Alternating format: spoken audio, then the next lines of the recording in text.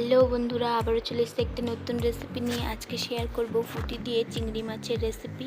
একদম কম মশলায় আজকে রেসিপিটা বানাবো। তো চলো ভিডিওটা স্কিপ না করে প্রথম থেকে দেখে নেওয়া যাক। তো দেখো, এখানটায় বড় সাইজের একটা ফুটি নিয়ে নিয়েছি।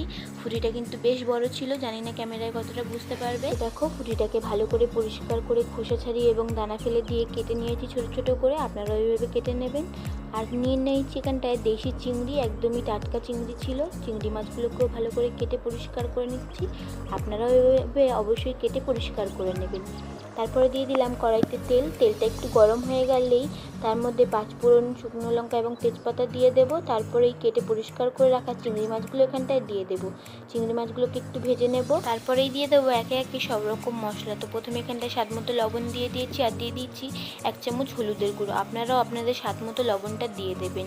তারপরে এখানটায় দিয়ে দেবো বেশ কিছুটা চেরা কাঁচা লঙ্কা। কোনো রকম গুঁড়ো লঙ্কা দেবো না, কাঁচা লঙ্কা দিয়েই হবে, তাই জন্য বেশি করে কাঁচা লঙ্কা দিয়েছি। আর দিয়েছি সামান্য একটু জিরে বাটা, আর সামান্য জল দিয়ে দিয়েছি। দিয়ে এবার মশলাগুলোকে ভালো করে কষিয়ে নিলাম চিংড়ি মাছের সাথে। আর দেখো কত সুন্দর মশলা থেকে তেল ছাড়তে শুরু করেছে। এবার এর মধ্যে দিয়ে দিলাম কেটে রাখা ফুটিগুলো। সব কিছুকে একসাথে ভালো করে কষিয়ে নেব। আপনারা ওইভাবে কষিয়ে নেবেন। আর আমি দিয়েছি এখানটায় 1 চামচ মতো চিনি। আপনারা চাইলে দিতেও পারেন, নাও দিতে পারেন, এটা কিন্তু অপশনাল। তো সব কিছুকে দেখো একসাথে ভালো করে কষানো হয়ে গিয়েছে ভালোভাবে। তারপর এখানটায় ঢাকা মেরে 5 থেকে 7 মিনিট এটাকে ভালো করে সেদ্ধ করে নেব। তো দেখো কোনো রকম কিন্তু জল আমরা ইউজ করিনি, সবজি থেকেই কতটা জল ছেড়েছে। এইভাবে আপনারাও করে নেবেন, জল না দিলেই ভালো হবে। দেখবে জল অনেকটাই বার হবে সবজি থেকে। তো দেখো সব সবজিও আমাদের ভালো মতো সেদ্ধ হয়ে গেছে, আর আমাদের তরকারিও কিন্তু একদম রেডি। এইভাবে আপনারা অবশ্যই ট্রাই করবেন।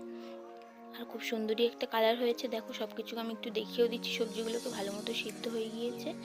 এভাবে আপনারা অবশ্যই ট্রাই করবেন, আর কমেন্ট করে জানাবেন কেমন লাগলো। ভিডিওটা ভালো লাগলে অবশ্যই লাইক এবং শেয়ার করবেন। আর নতুন ভিডিও পাওয়ার জন্য চ্যানেলটিকে সাবস্ক্রাইব করে নেবেন। আবার দেখা হচ্ছে নেক্সট ভিডিওতে। আজকের জন্য এই অবধি।